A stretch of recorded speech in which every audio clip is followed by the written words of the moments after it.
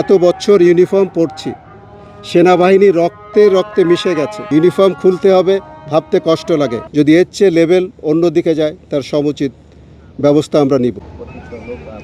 আমাদের ভূমিকা একেবারে পরিষ্কার। আমরা বলেছি যে আমাদের দেশে যদি বহিঃশত্রু আক্রমণ হয়, সেটাকে প্রতিহত আমরা করব, এ বিষয়ে কোনো সন্দেহ নেই। বর্তমানে যে ধরনের সমস্যা ওখান থেকে হচ্ছে, বর্ডারে কিছু বর্ডার ভায়োলেশন, এটা কিন্তু আমাদের ওখানে বর্ডার গার্ড আছে, আমাদের কোস্ট গার্ড আছে, তারা বিষয়টা সম্পূর্ণ তদারকি করছে এবং সরকারের নির্দেশ অনুযায়ী কিন্তু প্রয়োজনীয় ব্যবস্থা নিচ্ছে।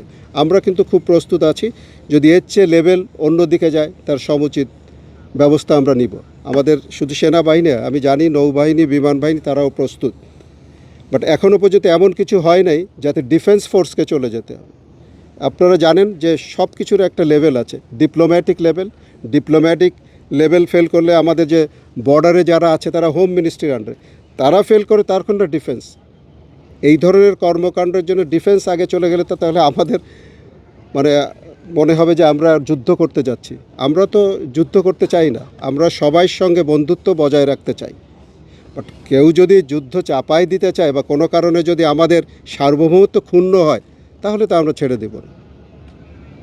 তো বর্তমান যে পরিস্থিতি, ফুললি আন্ডার কন্ট্রোল, অ্যান্ড আমাদের যে হোম মিনিস্ট্রির আন্ডারে যে কোস্ট গার্ড, বিজিবি যারা আছে, ওনারা দায়িত্বটা সঠিকভাবে পালন করছে বলে আমরা জানি, এবং প্রয়োজনীয় সবসময় আমাদের ভিতর সমন্বয় আছে। ইনশাল্লাহ আমরা যে কোনো পরিস্থিতি মোকাবেলা করতে পারবো ইনশাল্লাহ। আমি শুরুতে একেবারে অকৃত্রিমভাবে বলতে চাই যে আলহামদুলিল্লাহ, এমন একটা সৌভাগ্য যে অর্গানাইজেশনে আপনি যোগ দিয়েছেন, সেই অর্গানাইজেশনের সর্বোচ্চ শিখরে উঠে সঠিকভাবে দায়িত্ব পালন করে অবসরে যাওয়া, এটা ভাগ্যের বিষয়। এর মহান আল্লাহ তাআলা এই সৌভাগ্য দিয়েছেন। আমি বিশ্বাস করি যে অনেক মানুষের দোয়া ছিল, দোয়া না থাকলে এইগুলো হয় না। বিশেষ রহমত আলহামদুলিল্লাহ। আর সেই সঙ্গে মাননীয় প্রধানমন্ত্রীর প্রতিও কৃতজ্ঞ যে উনি আমাকে বিশ্বাস করে এই দায়িত্ব দিয়েছিল এবং সমস্ত সহযোগিতা দিয়েছে যাতে করে আমি দায়িত্ব পালন করতে পারি। এত বছর ইউনিফর্ম পরছি, সেনাবাহিনী রক্তে রক্তে মিশে গেছে, এটা ছেড়ে যেতে কষ্ট লাগবেই।